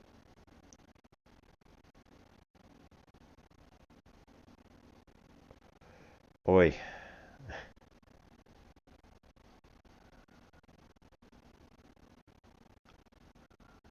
That's yards per mile. Okay. And that's 3,600 seconds per hour. Yes. Okay. So this is approximately 1.5 miles per hour over the full 15 seconds. So, if we assume that something is going 1.5 miles per hour for the full 24 hours per day, they're going to traverse 36 miles per day. And whereas my players are not necessarily going very quickly or anything like that, they could like essentially get somewhere, go through the whole dungeon, and then death shows up and starts attempting to kill them, and they have to run away. Like, they're gonna have to run away for quite a while. Let's see. I did start working on, like, stats for the other Orions. Let's see, death.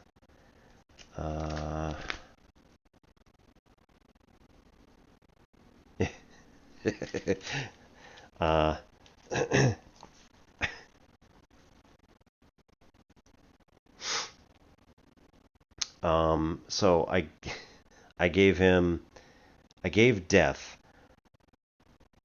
a stat called Morning Sickness, Mourning, which is that it causes every single person who has the plague from pestilence, like, so if they've faced off against pestilence and taken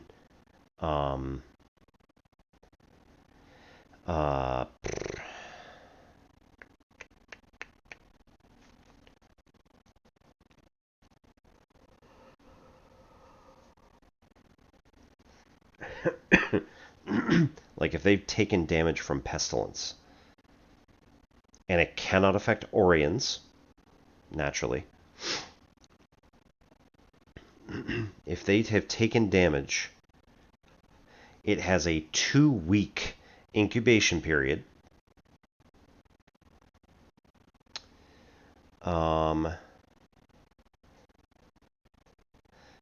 Will take an entire full week of rest to clear all status effects. So 7 days.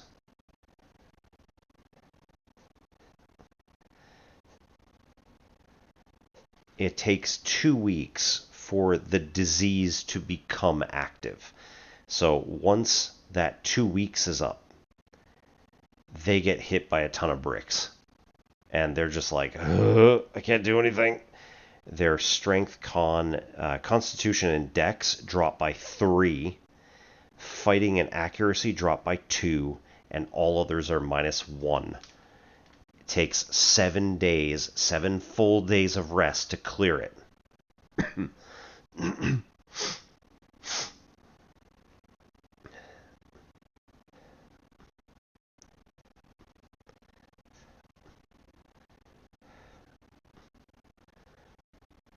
And then I said, if death approaches them, then they're going to get a -1, additional -1 to all of their stats for each remaining day that they have left on their pestilence. So whatever they have, if they've got 2 days left, that's a -2 to everything. Or, -2 compared to where they were. I took Reaping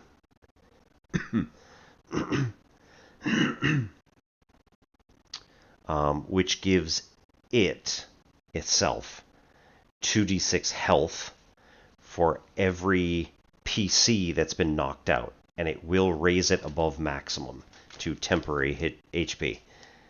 And then plus 2 health if there are any downed minions, so like their minions who have been knocked down, they also gain health for that. Reaping. And then Creeping Death. Summons a spirit that selects a target, which can switch on a minor action. Yeah.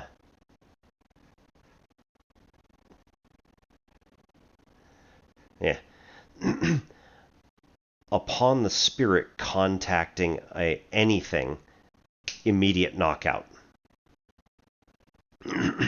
It has 2 meters of movement. So 2 yards of movement every single round.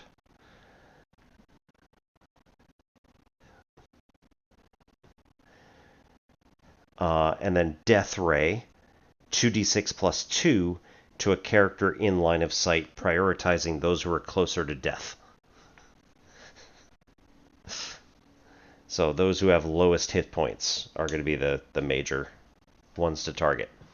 So I took the bestiary, and I was like, I need a BBEG for this campaign.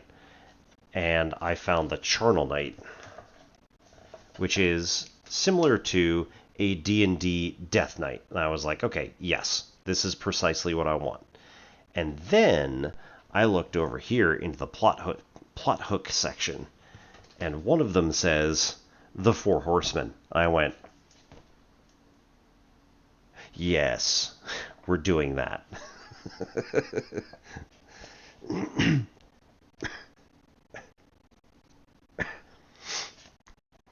And so, like, they've latched on to the idea is that these 4 Orions, who are robots, sentient robots, have latched on to this mythos of the 4 horsemen of the apocalypse. And they're just like, yes, we're doing this. This is who we are. And the idea is that they have come to reject the building up of technology by organic life forms for various reasons.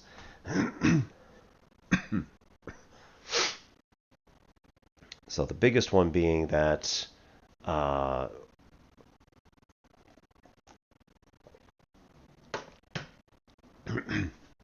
something like 1,000 years ago, the Saurian Empire, run by the lizard folk,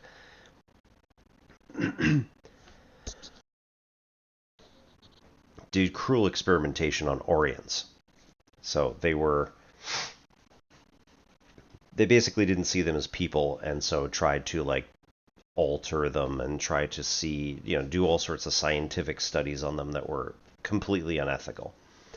One of them, War, ended up breaking out because he was approached, and yes, I do say approached, by a lump of metal which had formed itself into a crown. These being nanobots from a long dead civilization that had attempted to terraform this world, Volcana. And so it basically approached War and said, like, I can get you what you want. You know that you can trust me, all this other stuff. And they worked together. It essentially fused with him, and then the 2 of them worked together with the Orion knowing tech and the Crown knowing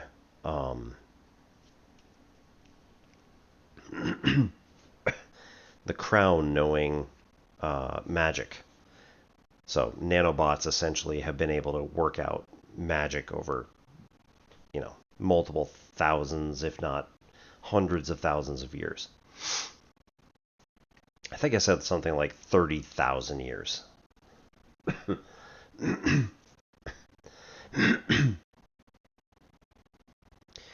And so the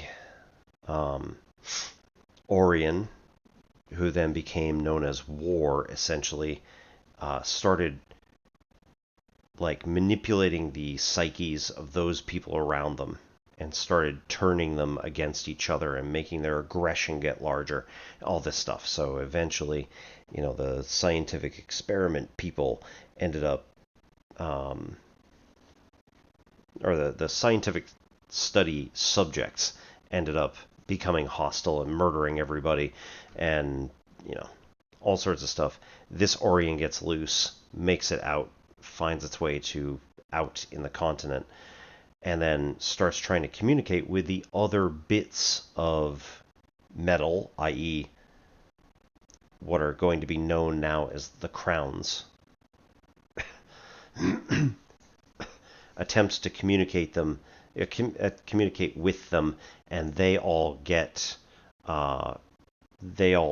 grab other Orions who are interested in eliminating organic life forms and decide that this is what we're going to do. They use the mythos of the Four Horsemen of the Apocalypse, which are from the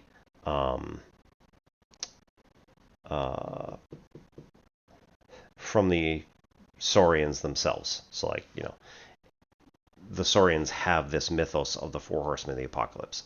And they just decide that they're going to adopt it, go into this.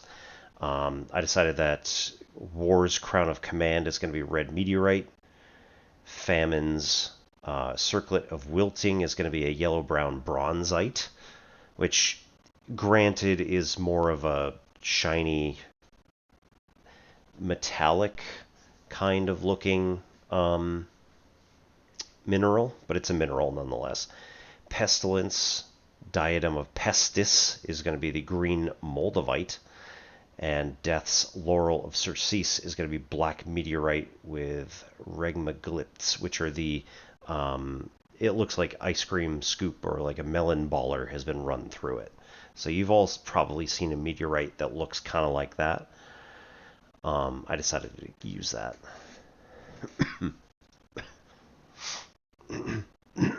Right. Using the stat block for Eldritch Crowns in the Bestiary. And then we get into detailed history and stuff like that. The Orions themselves come from one of 5 companies: Autonomous Mechanics, Binary Integrated, Modified Allele, Sequencing United, and Toroidal Transformer. A player character designated himself Bixby, Bixby, and I was like, I want to come up with a name that reflects something that sort of sounds like Bixby, but at the same time, is coming up with a name for the Orions and how they actually work. So I was like, okay, Biggs. Biggs sounds sort of like Bix. And then B, and then I gave him a term at the end, specifically discrete. So, stylized to... I did this way after. I did this while I was in Ireland last week. But Biggs, B, discrete.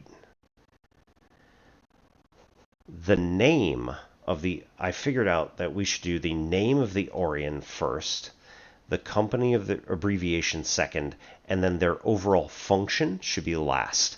And if we stylize it correct, then what's happened is we've got Biggs, which again looks sort of like Bix, B, okay, and then discrete, he is, the player chose to be an Orion specifically of rogue persuasion. So I was like, discrete.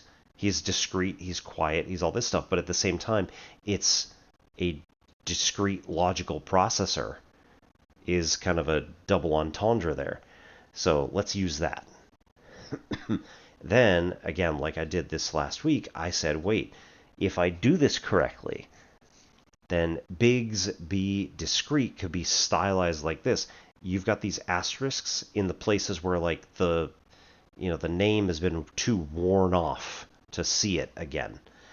However, my gnomish character that fixed him, that created him, not created, that fixed him, could have seen this as BI some unknown letters. So what do we do with unknowns? We make a variable out of it. Make it X. We got a second group of letters, which we don't know what they are, make it Y. So here it makes Bixby and then CRT for the cathode ray tube, which the player himself said, on day one, my Orion looks kind of like this, gives me an outline, and then has this big CRT monitor on top of his head. I was like, I got you. Now again, I only figured this part out like a week ago. But nonetheless, I was like, this is so cool. So then I was like, okay, we're going to create all of the 4 horsemen here then, to attempt to be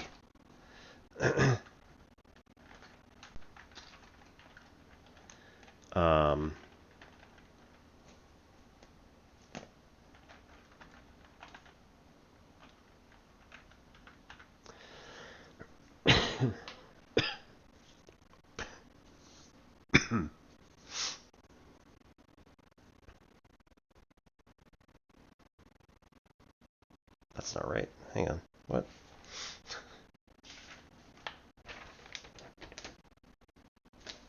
Huh.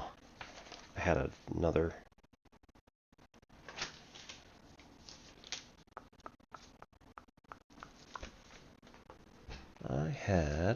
Oh shoot. My other book is downstairs. That's fine. Anyway. It's inside the bag, which I did not look inside the backpack. I'd also decided to create Ubi Logix. Oh no, Sue, I think. And the idea here.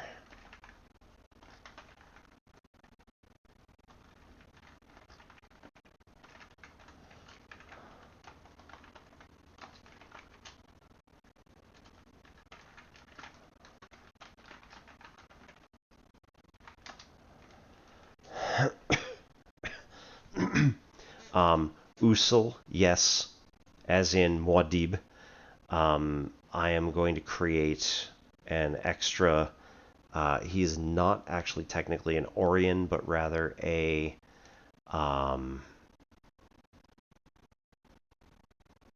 like his personality, maybe was once an Orion, but locked into a computer terminal, and he is a logical system who is supposed to be the base of the pillar.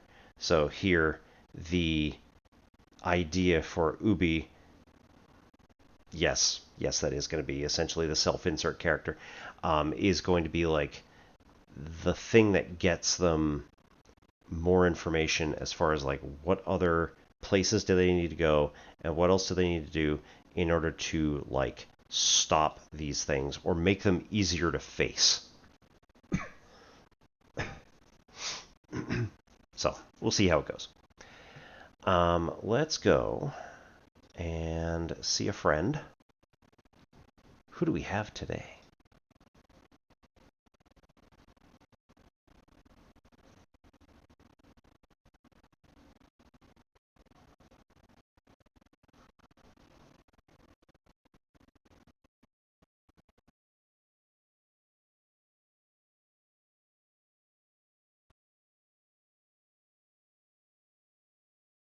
All right, let's go say hi to Buana. We haven't seen him in a while. He's currently playing Windrose, which is like the big game now. A lot of my streamer friends are watching it or playing it, so we'll head on over there. He's just started his stream about a half an hour ago, so he might be a little while before he actually gets into it. Hope to see you all later. I will be doing gamey type stuff tomorrow.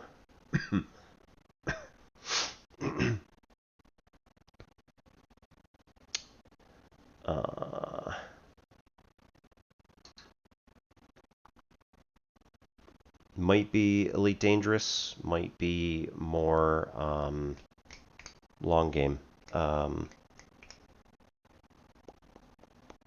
BG3. So, depends on what I feel like. Depends on how tired I am.